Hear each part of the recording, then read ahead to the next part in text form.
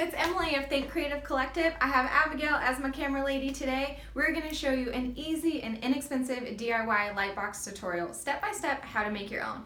We posted a couple weeks ago on Instagram an iPhone shot that we had edited in our favorite editing app, and it was shot just in our office with a Lightbox tutorial that I talked about, and you guys were like, show me the tutorial and how to do it. So we listened, and that's what we're going to do here today. So let's go over supplies and I'll show you exactly how to make it.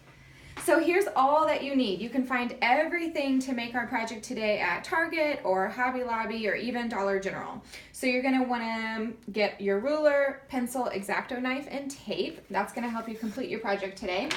You're going to want to pick up some tracing paper or something opaque. You can even use tissue paper if that's what you have at home. But notice that this paper is see-through a little bit, so that's going to allow the light to transfer in, and I'll show you exactly how to use that in our tutorial today.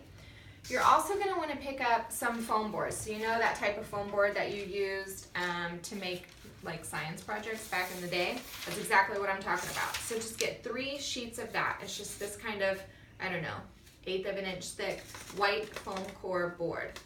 It doesn't really matter what size you get. The tutorial that we're showing you today is a 16-inch, I believe, square diffuser with a 12.5-inch opening. But just determine which size you're going to make. We like to keep ours square because it keeps it sturdy and it helps it hold it up on your tabletop when you're shooting.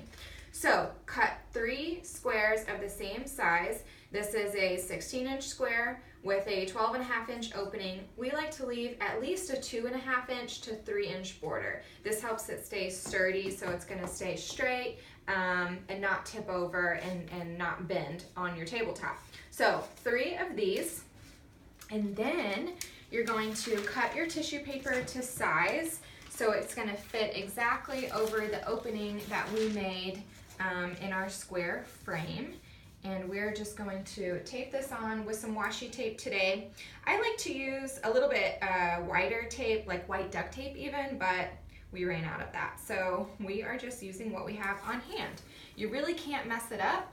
When you're putting your tape on, however, you want to make sure that the tape tries to stay as close just on the foam board as possible, because when your light diffuses in through your tissue paper or your transfer paper, you don't want any tape kind of shadowing over the light. So we're going to tape this one on here, and I already have our other ones taped, and then we will start putting it together.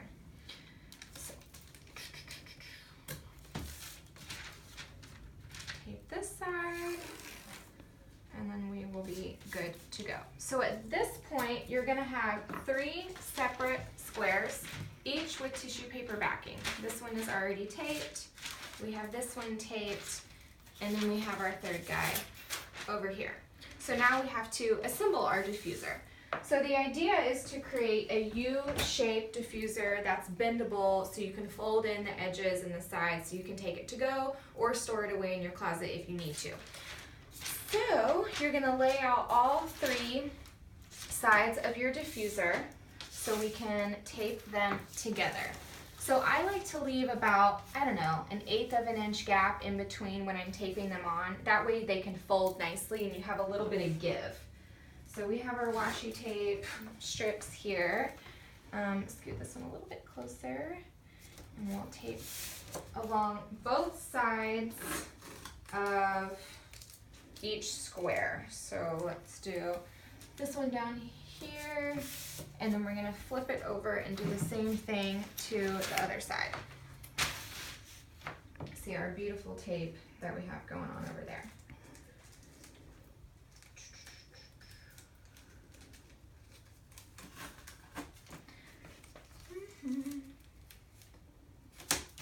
Okay, let's do our last side here, and then we're going to show you the money maker of the diffuser and what a lot of people are missing when they're trying to achieve this same look.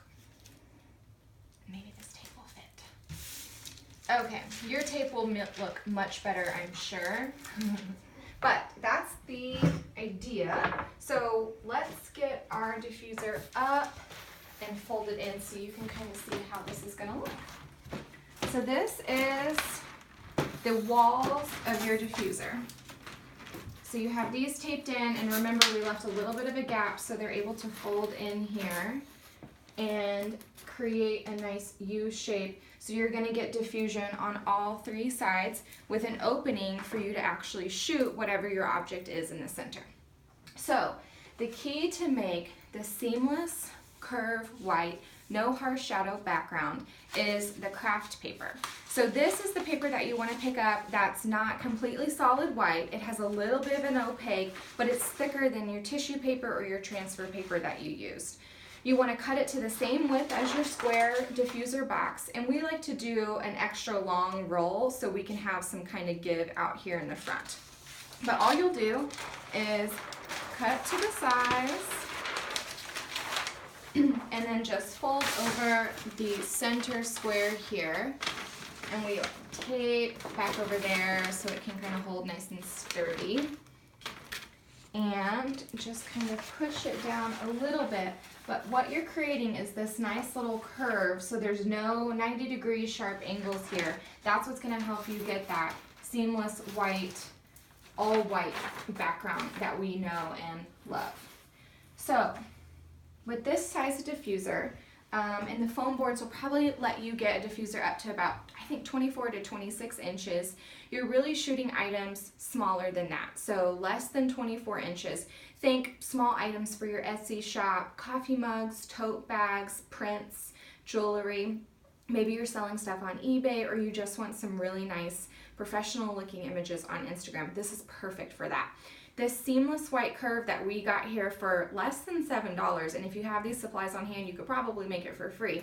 This is what the pros use. So anywhere from a couple $100s to big backgrounds that are a couple $1,000, this is the exact same mechanism that they're using to create those professional, super bright, super crisp shots.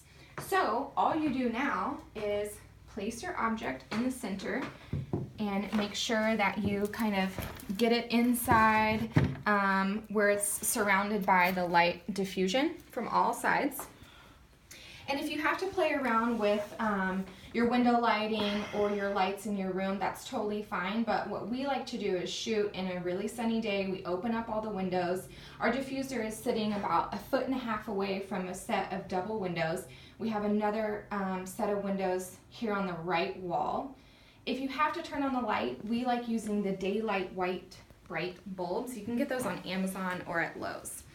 But we shoot with our iPhone or your smartphone camera. Sometimes we bust out the DSLR, but either way we're editing on our phone with PicTapGo, because it is hands down the best app that you can use to pull out all the details, make sure that white seamless is nice and bright and actually white so you can get a super crisp shot.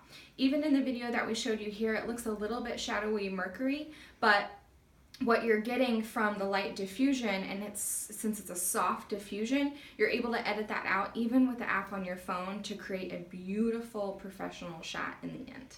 So good luck, go get your supplies. I would love to see your shots. Tag us on Instagram, TCC Tips, @Think Creative Collective, and we will cheer you on in your editing professional shooting process.